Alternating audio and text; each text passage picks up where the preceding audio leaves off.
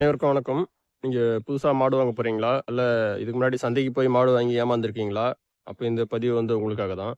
நீங்க மாடு வாங்கணும்னா என்ன பண்றீங்க? எடுத்த உடனே சந்தைக்கு போகாதீங்க. வில்லேஜுக்கு பக்கம் போனீங்கன்னா, உங்க ஊருல உங்க பக்கத்து ஊர்லலாம் இருக்க ஒரு 2, 3 வில்லேஜ்ல கேட்டீங்கனாலே தெரியும். மாட்டு வியாபாரிங்கன்னு சொல்லிட்டு மாட்டு வியாபாரிங்க இருப்பாங்க. அதுல உங்களுக்கு தெரிஞ்சவங்க யாரும் இல்ல உங்களுக்கு தெரிஞ்சவங்க மூலியமா போங்க. போயி நேரடியா எங்களுக்கு வீட்ல இருந்தே மாடு வாங்கி குடுங்க அப்படின்னு சொல்லி கேட்டீங்கன்னா, நெறைய பேர் மாடு வாங்கி தராங்க அந்த மாரி. சந்தைக்கு போய் வாங்கி தராம, நேரடியா வீட்ல இருக்க விவசாயிங்களே மாடு விக்கிறாங்க பார்த்தீங்களா? அவங்க கிட்ட இருந்து தான் மாடு இவங்க சந்தைக்கே வாங்கிட்டு போய் விக்கிறாங்க. நீங்க அந்த மாட்டு புரோக்கர் கிட்ட உங்களுக்கு தெரிஞ்சவரா இருந்தாருன்னா, கரெக்ட்டா நீங்க சொல்லி கேட்டீங்கன்னா, எனக்கு வீட்லயே போய் கஸ்டமர் வீட்லயே போய் நேரடியா வாங்கி குடுங்கன்னு சொல்லும்போது, அப்ப நீங்க நேரடியா மாடு வச்சிருக்க ஒரு வீட்டுக்கே போய் அங்க மாடு வாங்க முடியும். அப்போ உங்களுக்கு அது ஒரு நம்பகமான ஒரு இதுவாவும் இருக்கும், மாடாவும் இருக்கும்.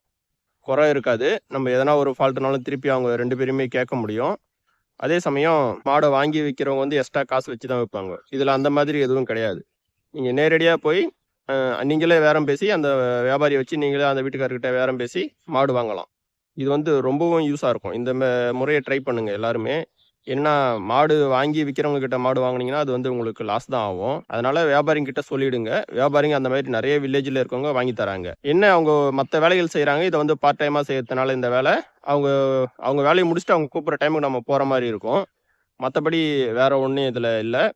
அதே சமயம் அப்படி மாடு வாங்கி தரவங்க ஒரு மாட்டுக்கு அதிகபட்சம் ரூ. 500 இருந்து ரூ. 1000 வரைக்கும் வாங்குறாங்க அந்த காசு தரகர் காசு.